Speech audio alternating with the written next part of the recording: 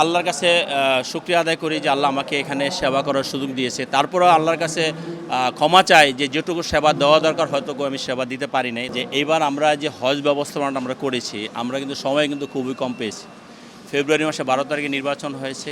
এই যে কার্যক্রম যেগুলো দেখছেন এগুলো কিন্তু অনেক আগের টিকিট বা এইগুলো, কিন্তু আমরা এখানকার যে কার্যক্রমটা করছি সেখানে আপনি যেটা বলেন মশা বা আমরা প্রথম দিন থেকে আমাদের নেতা বাংলাদেশের প্রধানমন্ত্রী জনাব তারেক রহমান সাহেব স্পষ্ট একটি বক্তব্য দিয়েছেন, কথা বলেছেন আমাদের সবাইকে, প্রশাসনিক কর্মকর্তাদেরকে বলেছেন, আমাদেরকে বলেছেন যে আল্লাহর মেহমানরা আল্লাহর কাছে যা আল্লাহর ঘরে যাবে ওরা যাতে সর্বোচ্চ ভালো সেবা নিয়ে যেতে পারে এবং সর্বোচ্চ সুযোগ সুবিধা নিয়ে যেতে পারে। আমরা সেভাবে চেষ্টা করে যাচ্ছি, সার্বক্ষণিক খোঁজখবর নিচ্ছি কারো কোনো সমস্যা হয় কিনা। তারপর আপনার বুঝতে হবে এখানে 80,000 হজযাত্রী, 78,500 হজযাত্রী যাচ্ছে, তার সাথে আরও একজন হজযাত্রীর সাথে আরও 3 জন করে মানুষ আসতেছে। তাহলে আমাদের প্রায় 2 লাখের মতো মানুষ এখানে হ্যান্ডেল করা লাগতেছে। আশেপাশে আরও উৎসুক জনতা আছে। সব মিলিয়ে তারপর আমরা চেষ্টা করে যাচ্ছি তাদের জন্য কোনো সেবার যেন কোনো ব্যত্যয় না হয়। কিছু সমস্যা যেগুলো ছিল ওগুলো আমরা সাথে সাথে ওমিট করে ফেলছি। আমাদের এখানে লোকমান সাহেব আছে, সার্বক্ষণিক কাজ করে। আমাদের প্রধানমন্ত্রী যেমন সার্বক্ষণিক খোঁজখবর রাখছেন, আমাদের ধর্মমন্ত্রী সার্বক্ষণিক খোঁজখবর রাখছেন, উনি সবসময় আসতেছেন। আমারও কথাটা হলো যে আমরা সামান্য যে দোষ ত্রুটি আছে, যে ত্রুটি বিচ্ছুতি আছে, সেগুলো আমরা সাথে সাথে রিকভারি করার চেষ্টা করছি। ইনশাল্লাহ আগামীতে এই ধরনের কোনো এইটুক ত্রুটি বিচ্ছুতি আর ইনশাল্লাহ থাকবে না, এটা আমরা বিশ্বাস করি। এই কিছুক্ষণ আগে আমি হাজিদের সাথে কথা বললাম, সবার একটাই কথা যে আমরা অতীতে হয়তো যাইনি, কিন্তু আমরা শুনেছি হজ ব্যবস্থাপনা নিয়ে, কিন্তু এই বছর আমরা যা পেলাম আমাদের কোনো কমপ্লেন নাই। আমরা খুব ভালো সেবা পাচ্ছি এবং ইনশাল্লাহ পাবো। আমি মনে করি আগামীতে আমরা আরও ভালো সেবা দিতে পারবো এবং এটা আমাদের প্রধানমন্ত্রীর ডিজায়ার। এবং একটাই কথা যে ওনারা কিন্তু আল্লাহর মেহমান।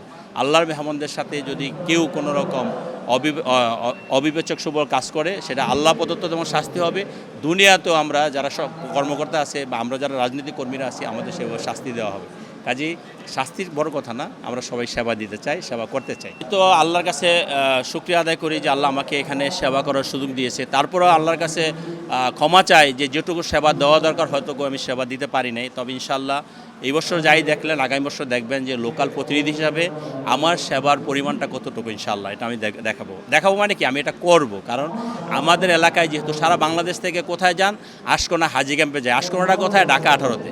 এখন ঢাকা 18 যে প্রতিনিধি আছে তিনি যদি ওনাদের খোঁজখবরই না রাখেন, ওনাদেরকে মেহমানই মনে না করেন, ওনারা আল্লাহর মেহমান ঠিক আছে, কিন্তু প্রথম স্টপেজটা তো এই আশকোনায় হাজি ক্যাম্পে। কাজেই একজন মেহমান যখন একজন বাড়িতে যায় সে সর্বোচ্চ সেবা দেওয়ার চেষ্টা করে এটাই স্বাভাবিক। আপনার বাসায় যখন আমি মেহমান যাই আপনি কিন্তু আমাকে সর্বোচ্চ দিয়ে আমাকে সেবা দেওয়ার চেষ্টা করেন, স্বাভাবিক। কারণ আল্লাহর মেহমান, আমি এলাকার লোকাল প্রতিনিধি, জনগণ আমাকে নির্বাচিত করেছে, আমাদের প্রধানমন্ত্রীর নির্দেশনা আছে, সব মিলেই আমি চেষ্টা করে যাচ্ছি আগামী দিনে এইবার যেটুকু কম পেরেছি বা না পেরেছি আগামীতে ওটু কাভার করে দেবো ইনশাআল্লাহ, আল্লাহ যে আমাকে হাতে বাঁচিয়ে রাখে। এবং লোকাল প্রতিনিধি হিসেবে আমি সর্বোচ্চ সেবা দেবো ইনশাআল্লাহ। রাষ্ট্রীয়ভাবে যেটা দেয় সেটা তো অন্য জিনিস, কিন্তু আমি সর্বোচ্চ সেবা দেবো, এটা আমি বিশ্বাস করি।